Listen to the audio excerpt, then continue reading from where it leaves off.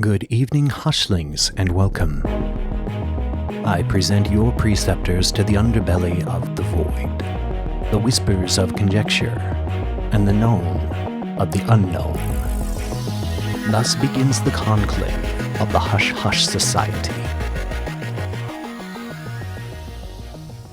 I went from being a healthy skeptic to, I guess, what a lot of people would call an experiencer overnight, but it came without any warning and was completely unexpected. In fact, I had just pretty all but assumed that I would never see anything when I was out there, because every time I was out there, it was just this peaceful pastoral landscape, and I thought, those experiences must be reserved for other people, imagined or real. So, can you describe it? Is it a craft? Is it big, small, or can you not go into details? No, I'll go into a little detail for you. I think we cover a lot of this in the investigative series and go into more detail, but it was without question a craft, and was right there. It wasn't just a little light in the sky or a blip. It was literally right in front of us, hovering over the mesa, and moved in just split-second speed, and was probably estimated around 40, 50 feet long, gray, silverish, and was what I think a lot of people would describe as kind of your typical UFO or disc-like object. And it was shocking. Greetings, Hushlings. Welcome back to Hushtober and the Hush Hush Society Conspiracy Hour, where we journey into the world of conspiratorial mysteries and dark truths. I'm Declassified Dave. And I'm Mystery Mike, and as always, we're joined by our buckaroo, Slick Frank Sanders. Yo, what is up? Mike, Dave, Slick Frank Sanders here. What's up? Living more of that wonderful dream. Oh, the sweet bliss. Just tied my hiking boots up. I'm ready to do this. There you go. You got to get ready. Make sure that there's no snake in your boot. You need the inserts, too. Everyone's like, why are they talking about boots? For this week's debriefing, number 34, we walk down the dirt roads of Utah into Skinwalker Ranch. It's been recognized as the most scientifically studied paranormal hotspot on the planet. We'll be breaking down all the bizarre phenomena of the ranch, including UAP sightings, cattle mutilations, and the Skinwalkers themselves. Stick around for the breakdown of Skinwalker Ranch. But before we take a walk through the pasture, make sure to follow us on all social medias. You can find us on Facebook, Instagram, and Twitter. And let us not forget the official website of all you hushlings and the Hush Hush Society, hushhushsociety.com. Where you can find all of our audio, our debriefings, cryptid chronicles, declassified discussions, blogs, news, and drop a review. You want the drip? Well, here's the drip. At hushhushsociety.com, you yourself, the hushling, can purchase the drippiest of the drip on the globe. Hush Hush Apparel. We got tons of stuff on sale, and we got plenty of new designs on the way. Stay tuned for the drip. You can also hit us up at contact@hushhushsociety.com. If you have any topics you'd like to see us cover or any comments you'd like to make about our past debriefings, hit us up at our email, contact@hushhushsociety.com. And just to highlight that, Dave and Frank, we got someone that hit us up on our email, one of our hushlings, and normally we don't really read stuff that our hushlings send us, but maybe we should start. This will be a first. I read it. I too read it. Oh, no, I mean like in a debriefing. Yeah. Oh, maybe I should clarify that. Sorry. We don't forget about you, hushlings. Yeah, we do not ignore you and not read it. No, we don't usually read your messages on our debriefings, but we got a letter sent to us by Renee. Thanks, Renee. It says, "Hi, guys. I love your podcast, but sometimes I wish you guys would dive even deeper into your subject matter. Some of your material really blows my mind. I'm a huge fan of Bigfoot and cryptids in general, but Bigfoot is my favorite. Oh yeah, and aliens. I'm a believer. Just wanted to say good job, y'all. Keep up the good work. I've just finished binge listening to the podcast. I originally heard all of y'all on True Crime Podcast that highlights some of the best podcasts around. Again, good job, Renee. Yeah, so I wanted to talk about this message that we got. So she mentions how she wishes that we would dive even deeper into certain subjects. We try to keep things within a certain time frame. It is the Hush Hush Society Conspiracy Hour. There are a lot of topics that we could dive a whole lot deeper into, but it would take so much longer, and honestly, people's attention spans are not that long. So we try to keep it within the hour or a little under. And sometimes we have to, if a topic is really, really big, then we will split it up into 2 episodes. But that is the reason that we don't super dive into research. Also, to be completely honest, I'm a daddy. We all have jobs that we work many, many hours. We try to do the best that we can with our research and the best that we can to get these debriefings out to you and at least give you the good amount of meat of these stories and of these conspiracies and of these cryptids that we can get out within that hour time frame. That was very well put. I could think of a couple of topics that we easily could have done 10, even 20 hours of content on, but it just doesn't fit the narrative of the show nor the personal lives. There's stuff that we've done in our first season that we can honestly do a couple more episodes on a certain few of those topics. Yeah, and of course there's going to be the stuff that we revisit and go even deeper into. Yeah, we will do a lot of revisits. Yeah, revisiting is something we started talking about. Expect more. I think simulation theory was also one of those debriefings that we probably could have spent hours and hours on. Yeah. But again, we try to keep it in a time frame that is consumable so that we're not rambling, but so that we're not just going on and on about stuff and coming out with 3 or 4 hour debriefings. A lot of other shows will do that, and that's fine with them, and that's cool. Yeah, I just wanted to touch on that before we got into this whole thing. Very nice. Hushlings, before we crack into Skinwalker Ranch as a whole, we need to understand where it gets the Skinwalker portion of its name. Skinwalkers are sinister creatures that derive from many North American indigenous mythologies, but they're particularly common in the Navajo mythology. These beasts the Navajo have spoken of for centuries are known for their ability to transform from human form to animal form, like a coyote, for example, like an animorph. Throwback. Yep. It's said that skinwalker animals tend to look slightly off from the real one. They'll often have a disproportionate body feature or glowing red eyes. That's wide. I just got an image in my head of some really dopey wolf riding up on you with a slag eye. I don't know if you guys know this because, I haven't seen it on social medias and stuff, but I am one of those people in their 20s that still uses iFunny.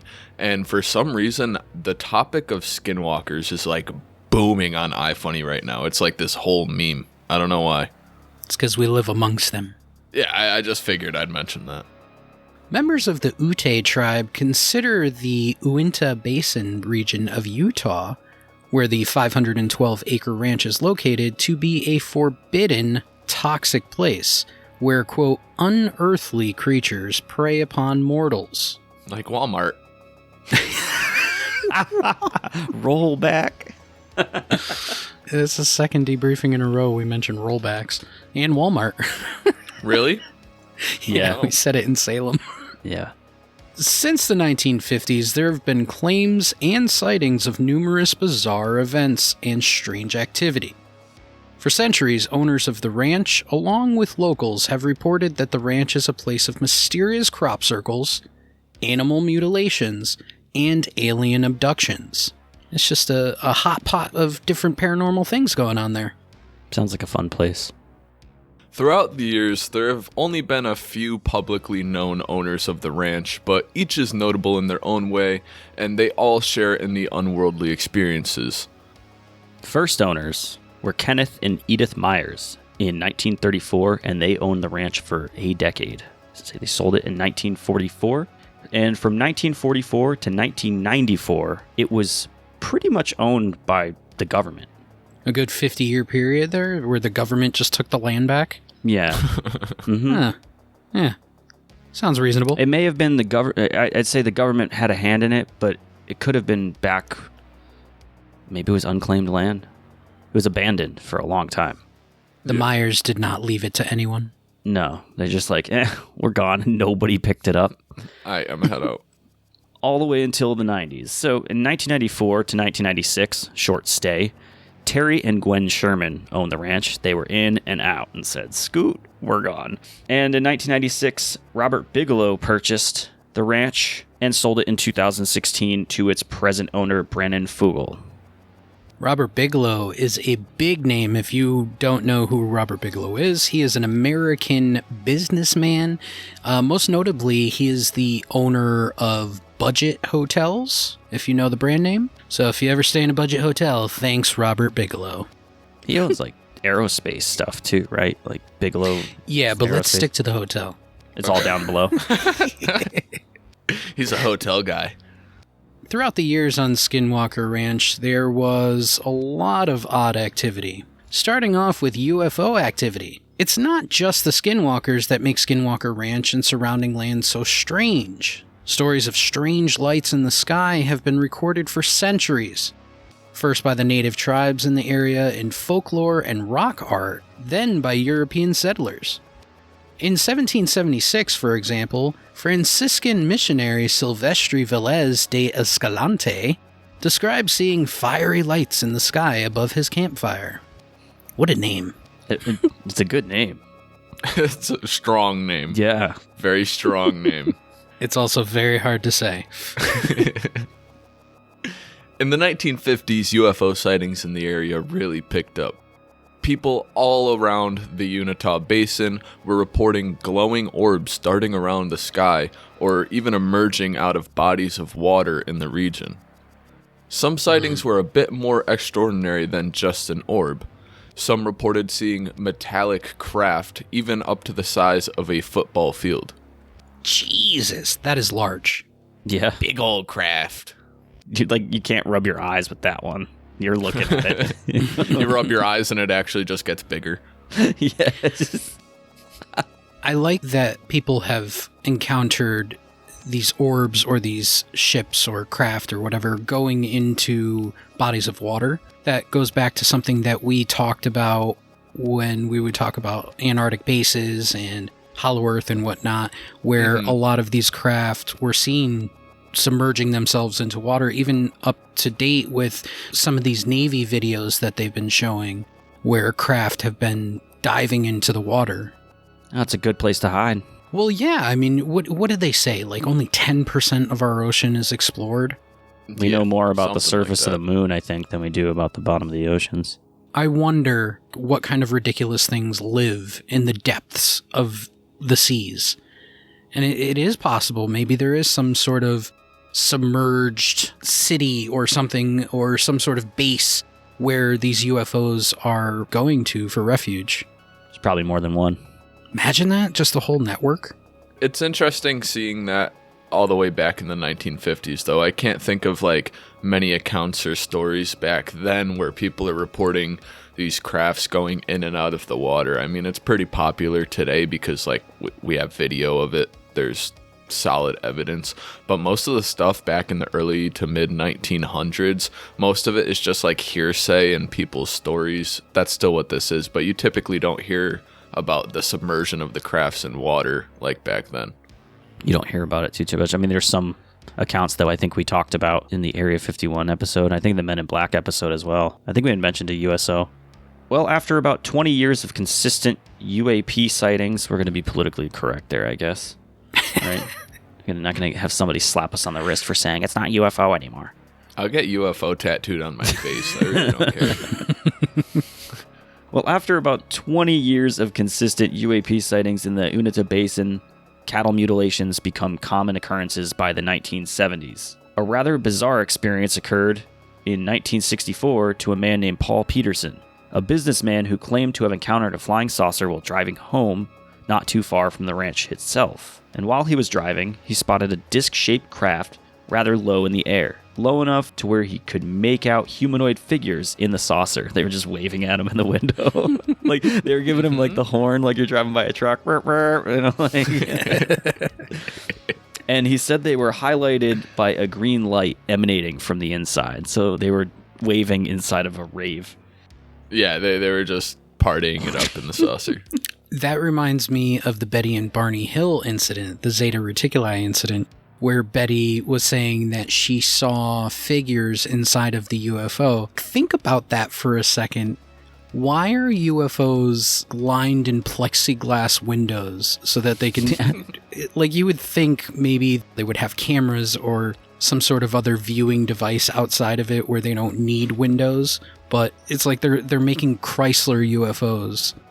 If you look at the Bob Lazar experience, just to bring that to light for a second, I recall him saying something about while he was working on a saucer, or maybe it was somebody else in the project, they got inside of one of these vehicles, and when they got inside, all of the surfaces were smooth and whatnot. There weren't any jagged corners, but I don't know if they pressed a button or if they did something. I couldn't tell you, but what they said was the entire inside became transparent and you could see everything from outside, as if, like you said, they had cameras or something on the outsides that would project onto the inside. So that whole idea of the big fat chunky plexiglass windshield doesn't make a whole lot of sense to me. But maybe they were different extraterrestrials that preferred the windshield. Maybe some were just a little bit closer to us. If you really think about it, our progression with space flight, our capsules and orbiters all have windows. That's true. That is very true. And we have talked about the progression of evolution. Think of our technology if we survive the next million years. Probably not going to have windows. A couple thousand, we might still have windows on starships or whatever vessels we're using. You're just standing by the window. Bye, guys! You think that we'll put fluorescent green LED strips inside of them? Oh, for sure. That is the trend. Yeah. Yeah. RGB. No, it's got to be RGB lighting, yeah. Getting back to Paul claims that the aliens he encountered telepathically communicated with him, asking if they could, quote, beam him up into the craft. Those exact words. Hey, Paul, you mind if we beam you up? Get beamed up, son. Peterson answered in his head by thinking about his wife and children and how he couldn't leave them behind. Paul was surprised to see the craft dart into the mountains shortly after his internal answer. Paul, you're making this a rough one, man. Tell me how you really feel. You got the raving aliens inside their windowed UFO, and now you're saying that the aliens communicated telepathically with you and used the words, quote, beam you up. Well, think about this, though. Like Scotty in Star Trek. But, wait. But remember, Star Trek came out and first aired in 1966. And this happened in 1964. Oh, God. So how does he have the beam me up first? There might be something to it. Wow. That's pretty impressive, Dave. That's pretty impressive. That is an impressive piece of information, David. I just had to put that out there. Nerd alert. I wonder also, did Star Trek coin that? Is that an original by Star Trek, or was that used previously in other sci-fi flicks? You would think I would know, but... We were told that most of the Star Trek writing was from fans in the early days, in mid-90s and 80s as well. So, twist ending. Paul Peterson is a ghostwriter for Star Trek. Yeah, he was one of the first. Him and Gene Roddenberry, they're just hanging out, and he's having a cup of coffee with them. And he's like, hey, so this thing happened. These aliens said, beam me up. And he's like, got it. It's in the show. So that's a banger. Another notable Utah Basin local, Joseph Hicks, has involved himself heavily in the phenomena surrounding the area.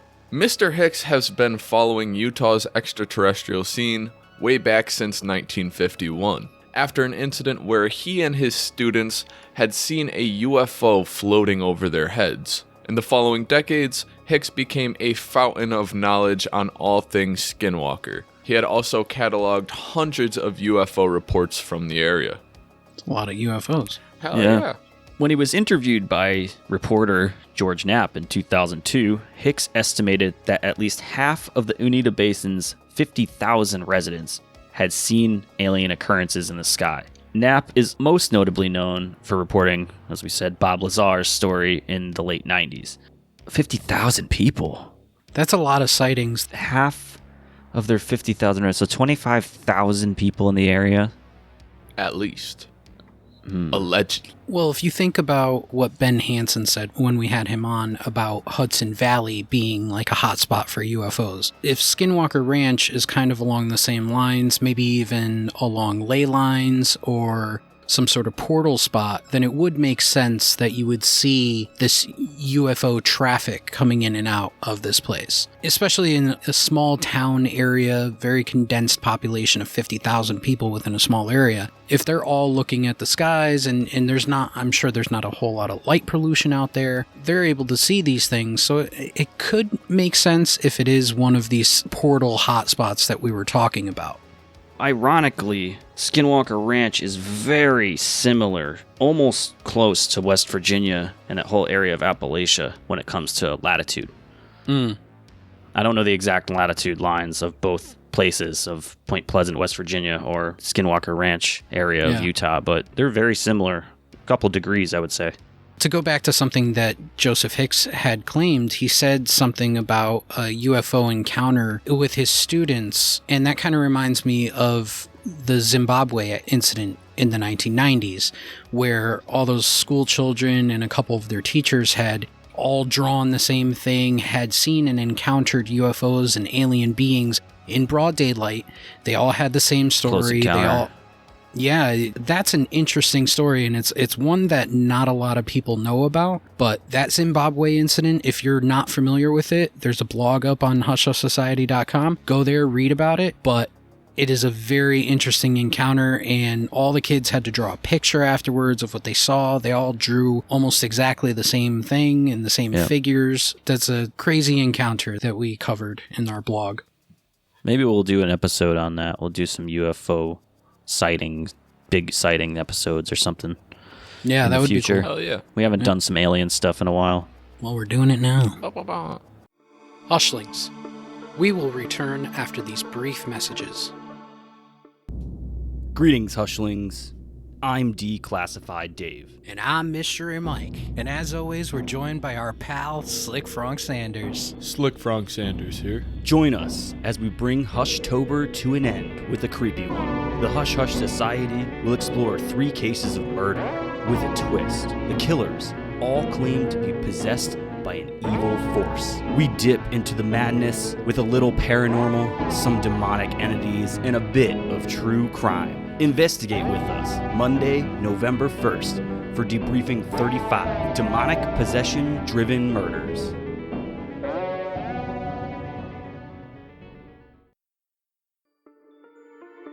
Welcome back to the Hush Hush Society Conspiracy Hour. Well, let's talk about some of the previous owners. Like we said, the Shermans. One of the most chilling tales of Skinwalker Ranch comes from Terry and Gwen Sherman. They hope to realize their dreams of starting a cattle ranch. Cue inspiring music. Breeding top-quality animals while raising their 2 children in the scenic surroundings. At first, the Shermans were curious about why such a beautiful ranch had sat empty for 7 years. They got their answer shortly after moving in. The oddities began piling up one by one. They found heavy iron stakes with metal chains at each end of the house, as though someone had chained up large animals to guard the doors. Wow, that is wild. Padlocks were bolted onto many of the doors, on the inside and out, as if the previous residents were concerned for their safety. None of it made any sense to the new ranch owners, but they shrugged it off without giving it much thought. The day that they moved their belongings into the small ranch cabin, they received their first dose of reality. A large wolf approached them as they stood outside with Terry's father, Ed. It was larger than any wolf the couple had ever seen, weighing as much as 200 pounds. Both Terry and his father were over 6 feet tall, and the wolf was at least chest height to both of them. It's a big-ass wolf. Sounds like a dire wolf. Yeah, it does. Which would be nothing short of normal in the paranormal scale of Skinwalker Ranch. Nothing about the wolf seemed hostile, though. It acted like a lost pet. It was from Twilight. Desperate for attention. It wore no shirt. It glistened. Yeah. It wore no shirt and had sweet bicep tattoos. It's doused in glitter. Yeah. No, that's Team Edward. Oh, yeah. I don't know. I don't know That's Twilight. Vampire, bro. I don't know Twilight. Yeah. I'm sorry. I don't fucking know. They were initially scared of the animal, obviously, due to its size.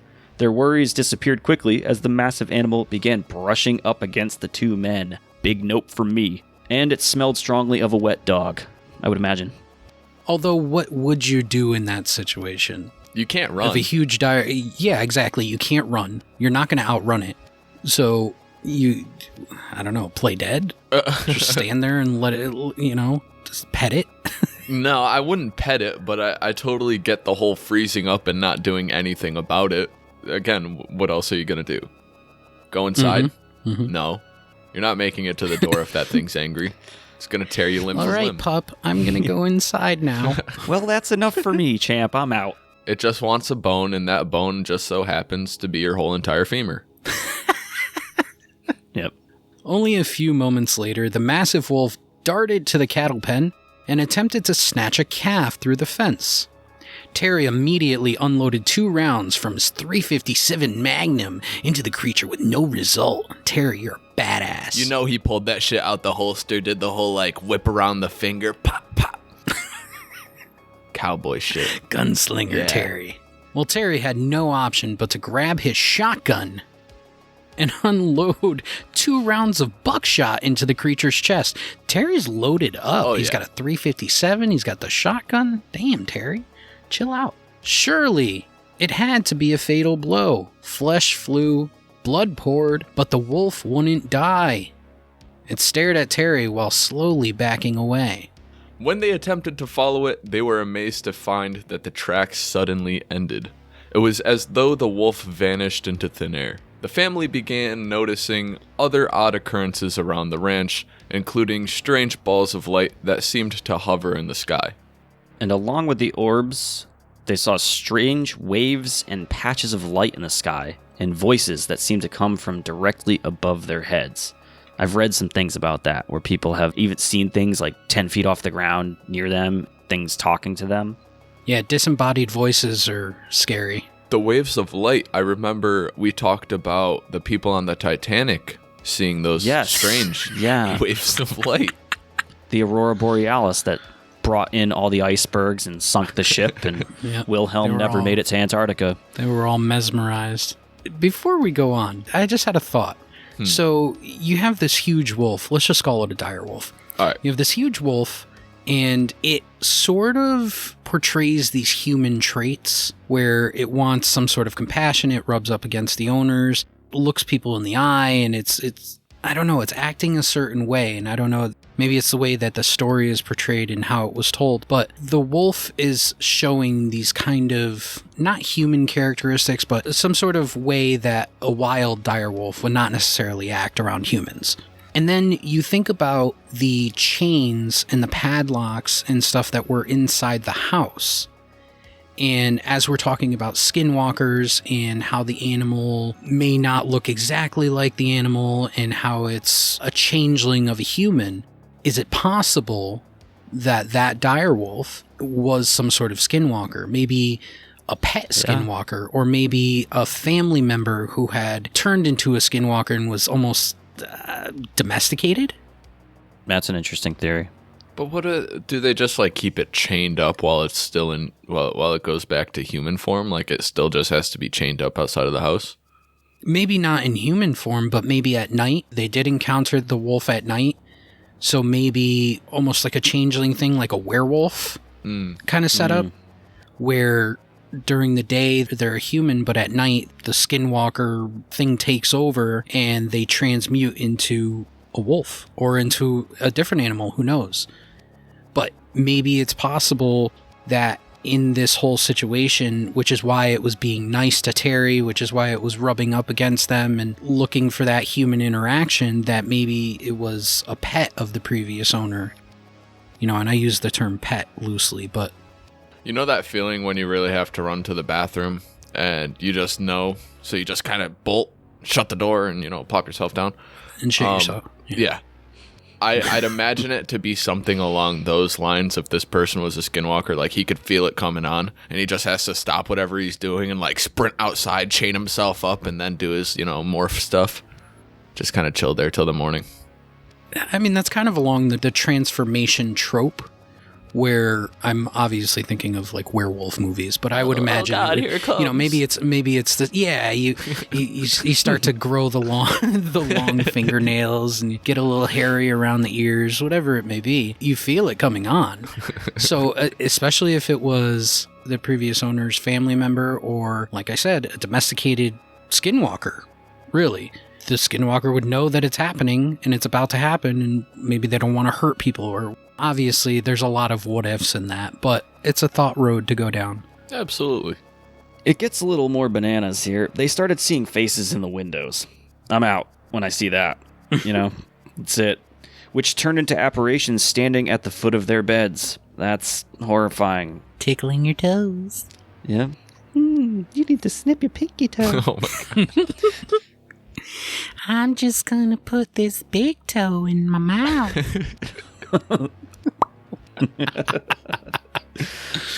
Members of the family began having terrifying nightmares, and objects began disappearing only to reappear somewhere else. Well, of course they're having terrifying nightmares. There's faces in the window. They're really just potheads and forgot where they put their pipe. Yeah, most likely. I swear I left that on the table. Had to be a ghost. I was like barely high when that happened. Those apparitions were actually just like folded stacks of laundry on the rocking chair in the corner of the room. They began smelling a strong, musky scent that couldn't be explained. They also began finding their cattle dead in the fields, mutilated beyond belief. Some of their genital areas mutilated, while others had their eyes completely removed as if done surgically. Cattle began disappearing at an alarming rate. I wonder if that strong, musky scent was something of the likes of like sulfur, because you get a lot of that during like alleged demonic hauntings and whatnot. People reporting smelling that sulfury smell. Yeah. Musky scents are also associated with UFO sightings as well. Really? What is it, of the third kind? Yeah. When you actually see a being? Mm-hmm. There's a lot of things with abductions, and that is one of the most interesting ones that I've always thought of, is the way that the person who encounters the being has their senses altered. I was listening to, shout out Greg Carlwood, I was listening to an old episode of Higher Side Chats, and they were talking about how certain animals may transmute into aliens or vice versa, where aliens are hiding inside the bodies of animals, mainly deer and owls. They always describe some sort of maybe a sweet smell or some rancid smells sometimes. It's an attack on the senses, really, with the whole abduction and encountering aliens. I don't know if it's some sort of defense mechanism that beings would put up or whatever it may be. I actually learned about that through the book Communion. Whitley Strieber, I believe in that book, it was said he saw a deer outside of the window and an owl outside of the window on multiple occasions.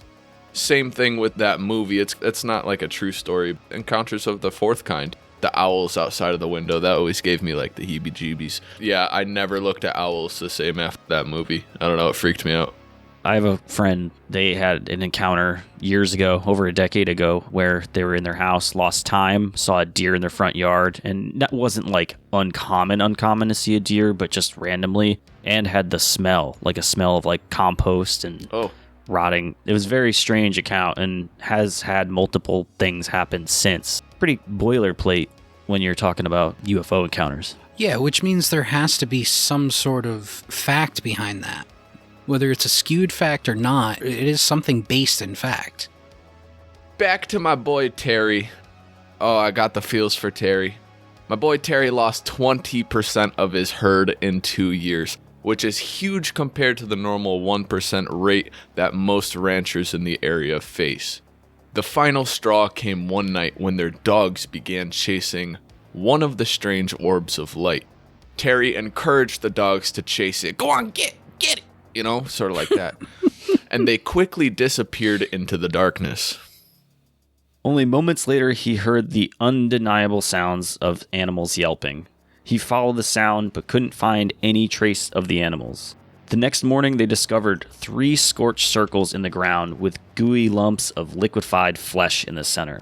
Something had killed the dogs, and enough was enough. That's not the only account that's, I think, happened to somebody where they've had animals be liquefied. That's horrible. Yeah, that's traumatic. Think about a human encountering an alien or some sort of extraterrestrial or extra-dimensional being. It's said that obviously their brain can't handle what they're seeing. You can't compute that. Which brings up, again, the alien deer-owl correlation. Maybe our brains are just making up for something that we can't understand. If you look at it from an animal standpoint, which has even more of a limited understanding of what they're seeing versus us, maybe their brains and their bodies are not able to take it. It's almost like a spontaneous combustion thing. Or they're using crazy weaponry. That is also possible. I'm trying to think that they're maybe nice. After telling their story to a journalist at a Salt Lake City newspaper, the Shermans were approached by an unusual buyer.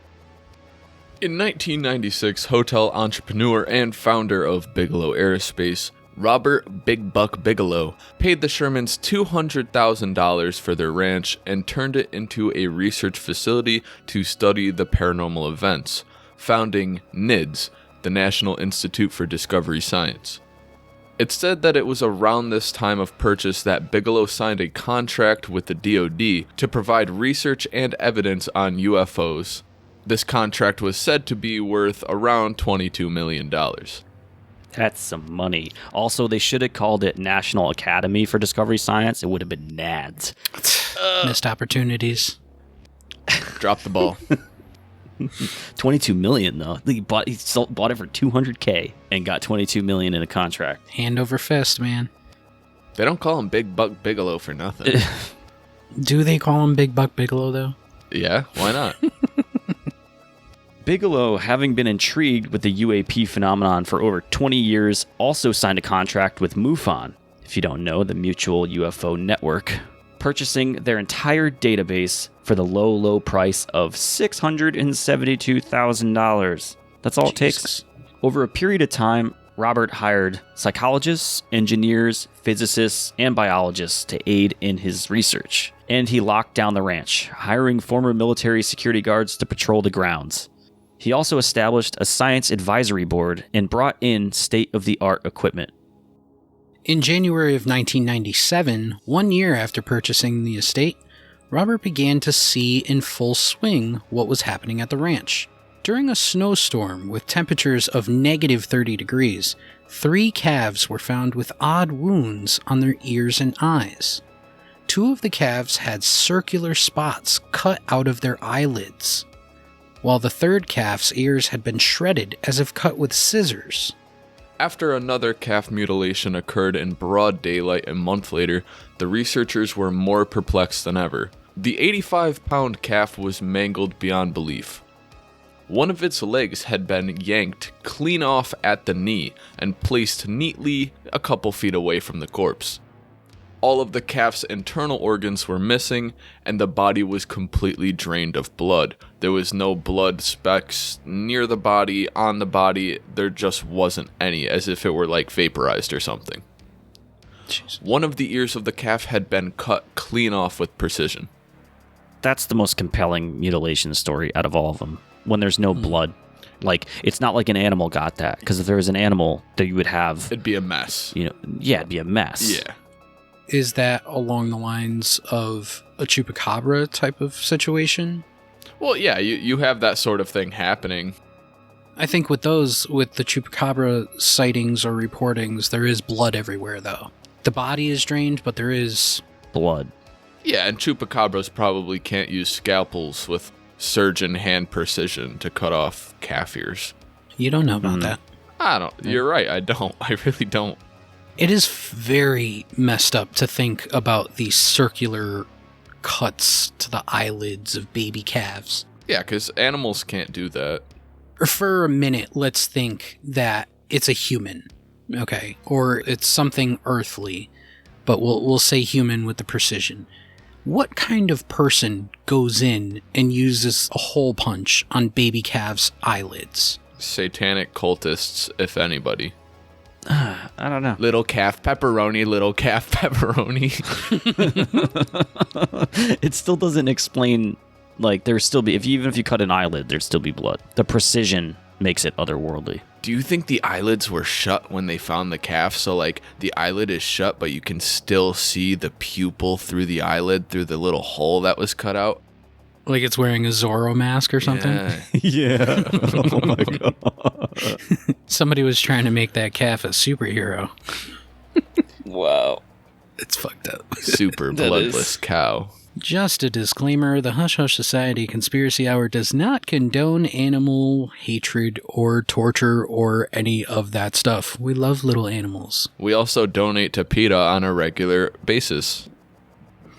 Yeah, I put a lot of meat inside my pitas. Well, a few months later in March of 1997, biochemist Colm Kelleher said he saw a large humanoid figure perched on a tree, as if it was observing the research team. The large creature that lay motionless, almost casually in the tree, Kelleher said. The only indication of the beast's presence was the penetrating yellow light of the unblinking eyes as they stared fixedly back into the light. Jesus. Fuck that, man. What a wide range of things that are happening on this ranch. That would consider me to see like the true form of a skinwalker if you're going to see anything. If it's a paranormal thing, then it would be a dark apparition with maybe just its eyes visible. Mm-hmm. Like when you see a predator or something at night. Or it's a Mothman. Or it's Robert Bigelow. Or it's Robert Bigelow, yeah. It's Jeff Bezos. It's Robert Bigelow watching his workers. Well, yeah, that's how I imagine it. Bezos up on that loft with the railing, watching all of his slaves work diligently in the facilities. And Bigelow's just perched up in this tree like, I'm paying you a lot of money. You better not be on iFunny. In the end, Bigelow and his team admitted they had difficulty gathering solid evidence. I don't see how that was difficult.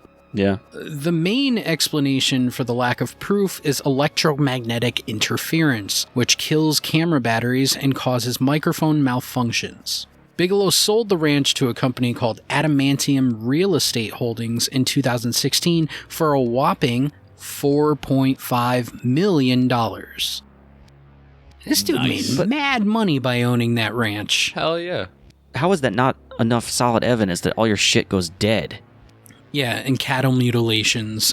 Not enough solid evidence for public disclosure, maybe? Yeah, you gotta remember he was working with the DOD on this whole thing. That's right. That's right. His hands were tied. Oh, sorry, guys. We didn't get anything. Wink, wink. Yeah. If Bigelow and his team had found some sort of evidence of UFOs or paranormal activity or any number of things, cryptids, whatever, he definitely turned that information over to the DOD for $22 million contract. You have to. If he had tried to hide anything from them, he risked losing that. Or if he came out publicly and said, this is what we found, that contract would be gone. So is it worth more to him to keep it shut, give all his evidence to the DOD and say, hey, I never found anything, or become a whistleblower of his own land? Yeah. He's not going to lose out on, he's a businessman. He's not going to lose out on $22 million. So I don't know how much I believe his story of, we didn't find any solid evidence. Yeah. Is bullshit. Well, it goes without saying that there were ties between Bigelow and the DOD. And he did say in an article, the head of the UFO office at the Pentagon reported he worked with the DOD and CIA personnel, as well as Bigelow Aerospace. It also seems undeniable that the sale of MUFON's database resulted in the DOD having full access to that data as well. And that's a lot of data. That's a lot of eyewitness accounts. That's a lot of investigations. If you look at the entire MUFON network, that's a cache of knowledge and data that they can't pass up. And they got a deal on it. Less than $1 million. Skinwalker Ranch is currently owned by Brandon Fugel. He has continued the deep dive research of the ranch that Robert Bigelow had kickstarted. Today, the ranch's scientific project is run out of the command center, which is a high-tech hub designed by plasma physicist Eric Bard. The property is wired with surveillance systems set up to catch any strange activity. Yeah, they made a show out of it on the History Channel, right? Yeah. Well, they probably figured, okay, well, Robert Bigelow made his money, we should probably try to milk this too. Yeah. Well, Fogel's a businessman too, so... That also brings into question the things that Bigelow and his team had said about not coming up with physical evidence because of electromagnetic interference.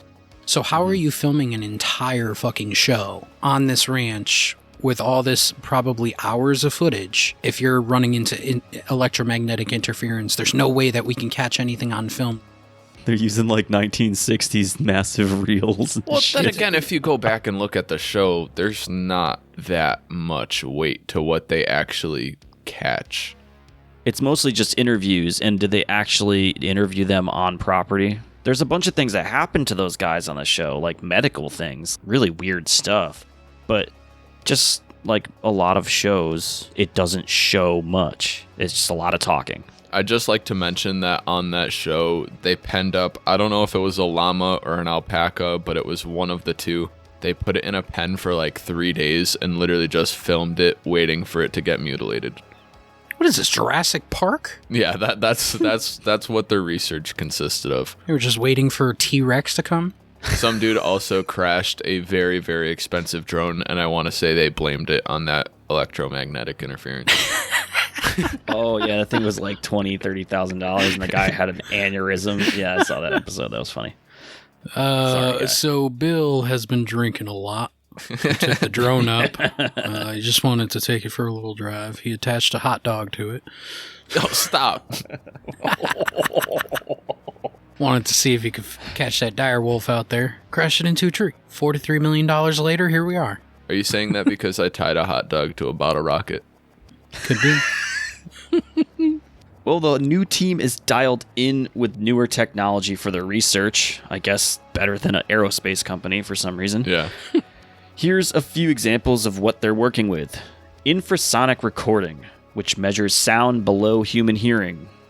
Dog whistles. Seismic geophones, a device that converts ground movement into voltage, which are recorded constantly. Is that just a seismograph, right? Yeah, Essentially. not so many words. Ion counters, a handheld meter designed to measure ion density, the number of ions per cubic centimeter in the air. FLIR camera systems, as we all know, which is a thermographic camera that senses infrared radiation. Magnetic sensors for transient frequencies, which is an active magnetic field sensor. And then they got the good old handy-dandy, reliable, software-definable radios. These pinpoint parts of radio frequency spectrums for analysis. And then they can't get into this research without the electromagnetic spike detectors, which allow for sensing, lighting, and other major energy discharges. They also gather location and distance from that information that they pull from the detectors. And it goes without saying, you can't be into the UFO game if you don't have FLIR camera systems. I mean, come on, who are you? Truth. In the last few years, numerous people on the site have become sick with mysterious illnesses and injuries. Whatever it is that's happening on this famed Utah property remains completely unexplained by science. Allegedly. Bigelow. Yeah, Big money.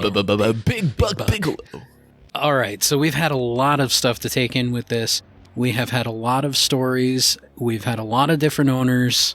Let's get into our final thoughts because I'm very interested to hear what you boys have to say about this. Declassified Dave, give me the rundown. I think that this property definitely has something paranormal going on. If science can't explain it, there is tons of evidence to point in the direction that something's going on. One, you have apparitions, you have UFO sightings, your electronic handheld devices like cell phones and cameras and whatnot die, drones die, anything electromagnetic dies, which happens in paranormal things and in alien encounters and whatnot. So personally for me, I think that whatever's going on this property or in this whole basin in northeastern Utah could be a portal. We haven't talked too much about Appalachia yet, other than just Point Pleasant in West Virginia and the TNT area, which also has kind of this trifecta of paranormal things going on. I think Skinwalker Ranch is definitely some type of gateway. Maybe Skinwalkers is just a general term for whatever is coming through, whether it be an orb, a craft, a dire wolf, apparition that gives you a funny face in a glass window.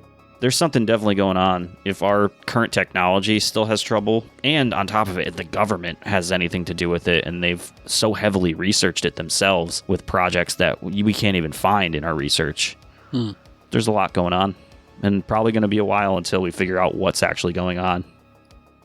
Normally, I would look at someone telling a story as hearsay, maybe because there's no evidence behind it. If you're talking about somebody saying that they saw a ghost or missing cattle or anything like that, as we had previously discussed, especially when it comes to cattle or any kind of farm animal, that a lot of these people maybe even kill their own animals to collect insurance, or for some human reasoning, they're doing these things. And also hearing these stories, I would be a little skeptical. But what brings me to the other side of this is Bigelow, really. Robert Bigelow and his whole research team and working with the DoD, that brings me a little shred of evidence. And then coming forward after years of researching the land and looking into things and him saying, well, we didn't come up with anything. That right there is, I think, one of the most damning pieces of evidence that there is something going on at Skinwalker Ranch, whether it be, as Dave said, portals or UFOs or extra-dimensional beings, skinwalkers in general.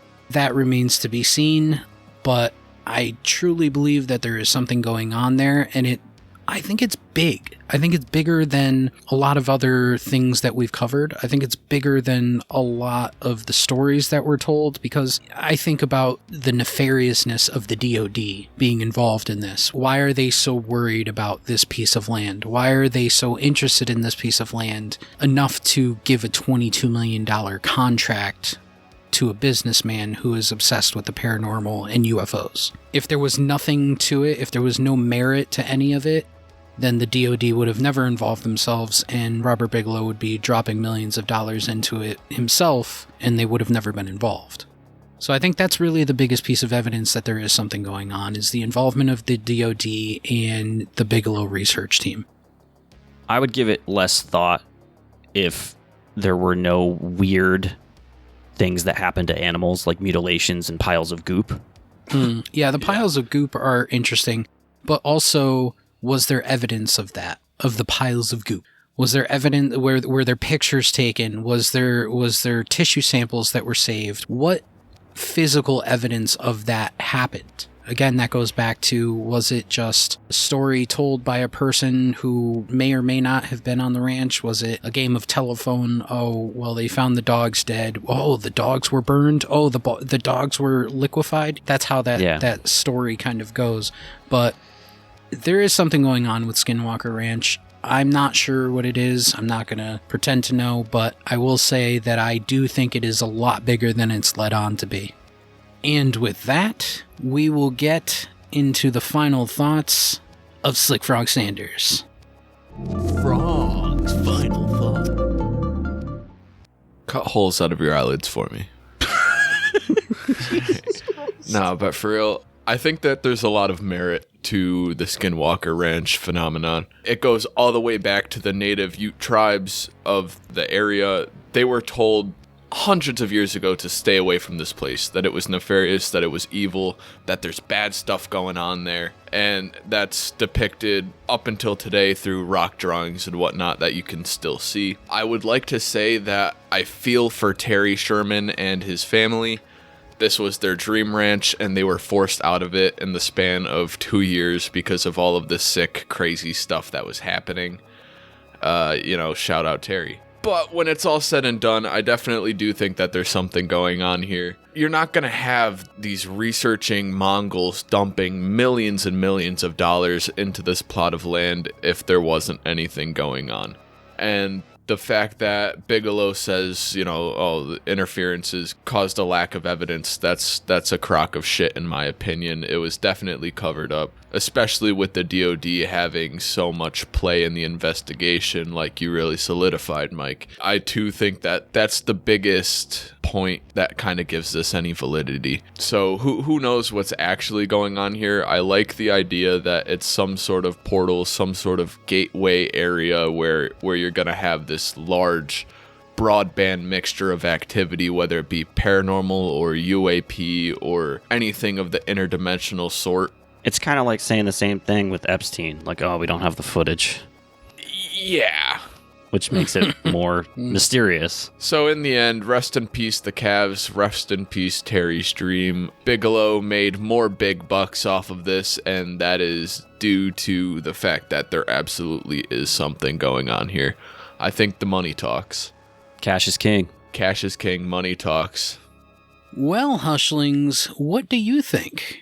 Did we miss any of the important talking points? Was there stories of Skinwalker Ranch that we did not cover? Did we fail to save the baby cows? Reach out to us. You can hit us up at contact@hushhushsociety.com. Tune in for Debriefing 35, Demonic Possession-Driven Murders. That episode will be streaming everywhere Monday, November 1st. We're continuing with the spookies. It'll be ending our Hushtober. Thank you again for joining the Hush Hush Society Conspiracy Hour. I'm Declassified Dave. And I'm Mystery Mike. And I'm Slick Frank Sanders. Until our next debriefing, remember, the best kept secrets are hidden in plain sight.